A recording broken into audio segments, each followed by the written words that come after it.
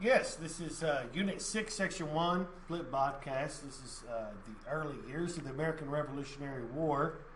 In this particular podcast, we'll be discussing the years of 1976-77 as they relate to the American Revolution, how the battles went for the colonists at that time.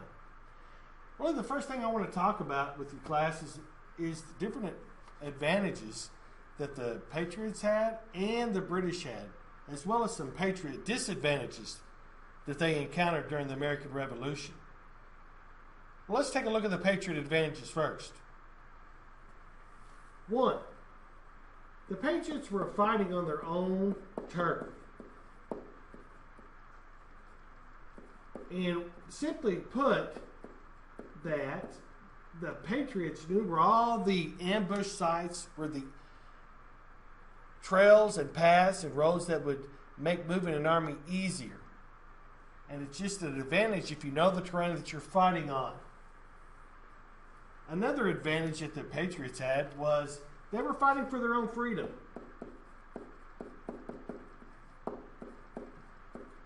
And the British, on the other hand, were simply fighting for money.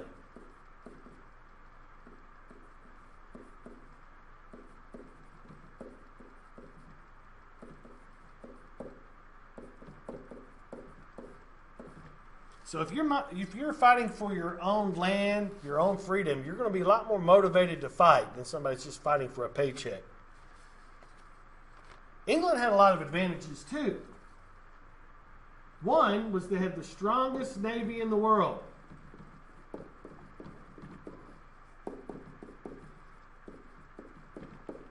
Also, they had a very well-trained army.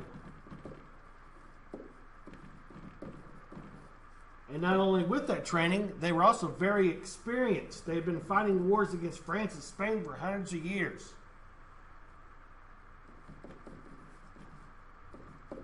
And if you just look at it from a sheer population standpoint, England had 8.5 million people that lived in England. The colonies only had 2.5 million. So there's a big population. There's a big population discrepancy between the amount of people that England has and the amount of people that the colonies have. Some disadvantages for the colonists: they had no navy. No navy, poorly equipped. They didn't have the necessary equipment that they needed. They had very little gunpowder, very little artillery pieces. They didn't even have uniforms for their soldiers. Very few rifles or guns to even use. So they were very poorly, and they were also poorly trained at first. They were poorly trained. So these are just some basic advantages and disadvantages that the Patriots had, and the British advantages. Next, I want to talk about two groups of people that lived in the colonies. If you lived in the colonies at this time, you would probably either be a patriot or a loyalist. Both of them had some similarities. Both of these groups of people faced harassment from each other. The patriots kind of looked at the loyalists as ungrateful and like a traitor against their principle and their causes and the fight for independence. And then the loyalists would look back on the patriots and think of them as mobsters, troublemakers, unthankful to the crown. So both of them went back and forth harassing each other. Both groups were colonists, of course. Both of them lived in the colonies. And both groups tried to convince each other to join their side. Some differences between the two. Most of the Patriots fought in the Revolutionary War, while only some of the Loyalists fought. The Patriots were led by the Sons of Liberty. And you remember the Sons of Liberty are primarily based in New England. The loyalists, on the other hand, answered to the king, worked for the king, or benefited from the status quo. Many of them had jobs as tax collectors and customs collectors for the king. Actions of the patriots, they led boycotts and protests as well as fighting. The loyalists, sometimes due to the harassment, went back to Britain.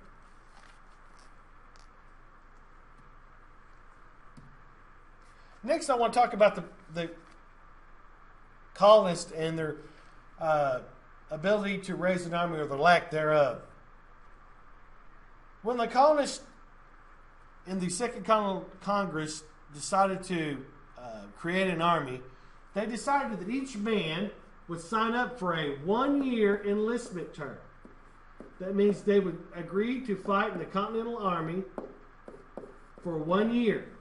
At the end of 1 year, no matter what was happening or where they were, they could return home to their homes, farms, and businesses.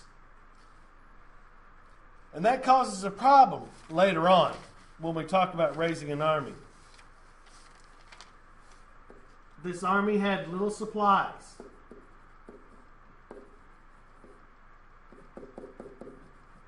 So it's made it more difficult to serve in the Continental Army.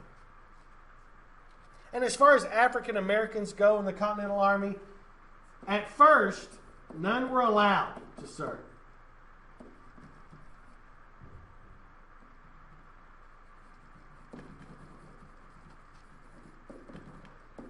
And especially in the South, because we know why. Most of the African Americans in the South were slaves. So they did, they made a 1-year enlistment term, and they were able to get some people into the Continental Army, but you see later on, we're going to talk about that. That's going to be a problem later on. We've talked about the battles of Lexington and Concord, and we've talked about the Battle of Bunker Hill. We've talked about Washington freeing Boston with the cannons that they had captured from Fort Ticonderoga. I want to talk now about the colony of New York. In the summer of 1776, Britain decides to really get serious, and they send 32,000 British troops, 32,000 more troops to New York. They were getting serious. They were going to put down this rebellion once and for all. And to make a small comparison, the Continental Army at this time was 18,000 troops total under the command of George Washington. One of the next major clashes they had was at Long Island, New York, in which the colonists were soundly defeated. They were soundly defeated by General Howe, who's in charge of these additional 32,000 troops that the country of England had sent over to the colonies to put down the rebellion. They were soundly defeated by General Howe. The colonists retreated to New Jersey. The Continental Army retreated to New Jersey. They were poorly equipped. They didn't have any training. This is one of the first battles in which they met in open field. The experience of the British Army and the training that they had showed. The Continental Army was really no match for these seasoned British troops. During the Battle of Long Island, there was a famous patriot. He was a Connecticut school teacher by the name of Nathaniel Hale. His day job was a school teacher. He ended up getting captured by the British. And of course, anytime that you're involved in a battle against the British and you're caught in a rebellion, you are sentenced to hang, sentenced to death by hanging. And they would charge you with treason because you've went against the crown. He had a famous a famous quote, though, that really motivated the rest of the people in the Continental Army. And it was passed around and people repeated it, and people said, well, this guy here is really motivated for the cause. I should feel bad for complaining about not having supplies or coats or things that I need in the Army. Here's his famous quote. He says, I regret that I only have, let's see here, only have one life to give for my country. Indicating that if he had more than one life, he would give it over and over. That's how committed to the cause of freedom that Nathaniel Hale was. A low point for the Continental Army came in the winter of 1776 and 1777. Many of the colonial soldiers deserted. And we know that the word desert is one of your vocabulary words. It means to leave without permission. Why do you think many colonial soldiers in the Continental Army deserted? Well, one, they had poor weapons, few supplies. They didn't have the basics that an army needed. They said, pretty well, basically said, to heck with this. I'm going back home. But another major reason that this was a low point for the Continental Army was simply because 1 year enlistments were starting to run out.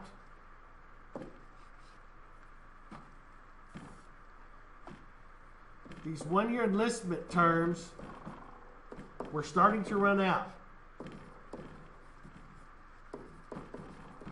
And many of the Continental soldiers were finishing up their 1 year enlistment and returning home.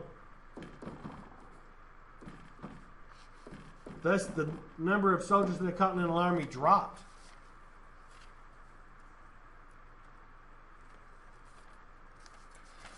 As the Continental Army's numbers dropped, Washington requested that African Americans that served in the Continental Army at this point on would be granted freedom.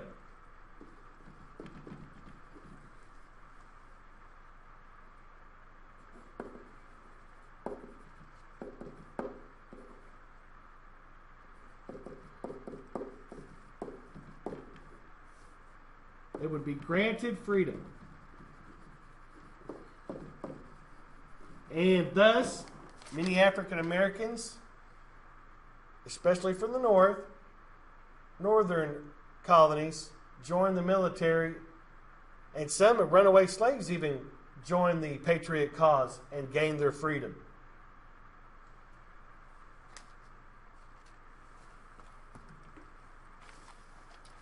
Needing a victory because the morale was low and many people's enlistment terms were expiring and many people were deserting because they didn't have the necessary supplies they needed to keep the army up, Washington formulates a nice little plan.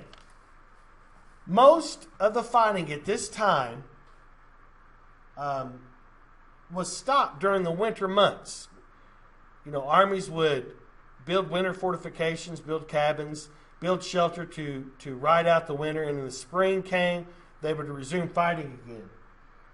Well, Washington had a surprise attack on Trenton and Princeton. In the dead of winter, on Christmas Day, he sails across the Delaware River and attacks Trenton and Princeton.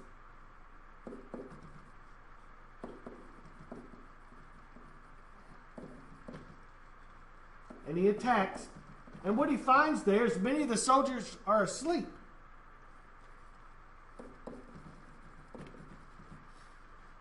Many of the Hessian, which are German mercenaries, were asleep. And they were caught totally off guard. They never expected it. They were caught totally off guard.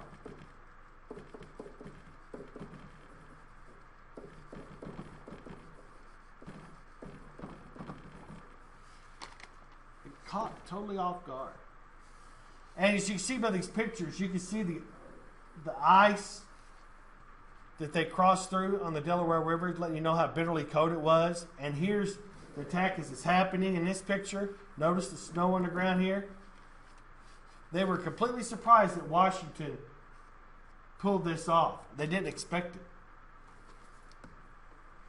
Next, after this defeat at Princeton and New Jersey, the British Army come up with a new plan for victory, a three-pronged attack in 1777, in which General John Burgoyne would come from Montreal down and meet at Albany, New York, with Colonel St. Leger, who would leave Ontario and come that way, forming the second prong. Then General Howe, who had defeated the colonists in Long Island, would move up. And basically what they were wanting to do is they were wanting to cut New England off from the rest of the colonies. Now, New England, of course, is where the Sons of Liberty are.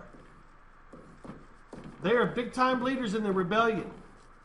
He figures if you cut the head off, the body will die. That was kind of the principal strategy of that.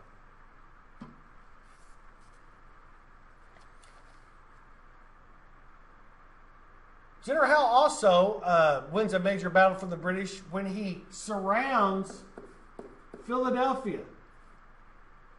He surrounds Philadelphia. He surrounds Philly. Kind of like they did with Boston and kind of laid siege to Philadelphia. Philadelphia is a major hotbed of patriotism and kind of wanted to cut it off and really affect the morale of the colonists. This next one in here is probably one of the, other than a concluding battle, it's probably one of the biggest battles in the Revolutionary War, and it occurs on October the 17th, 1777. Burgoyne, who was marching towards Albany to unite with Howe and St. Leger, was caught outside of Saratoga by the colonial general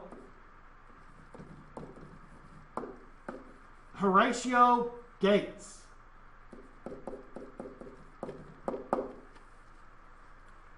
And being vastly outnumbered by General Gates's army, the colonists pull a huge upset wind.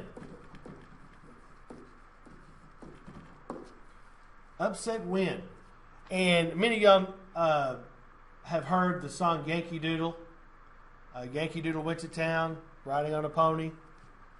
That was actually a drum and fife song that they used to play back in colonial times. And as the British soldier, 5,200 of them actually surrendered, that's what they played as they marched up to lay their weapons down.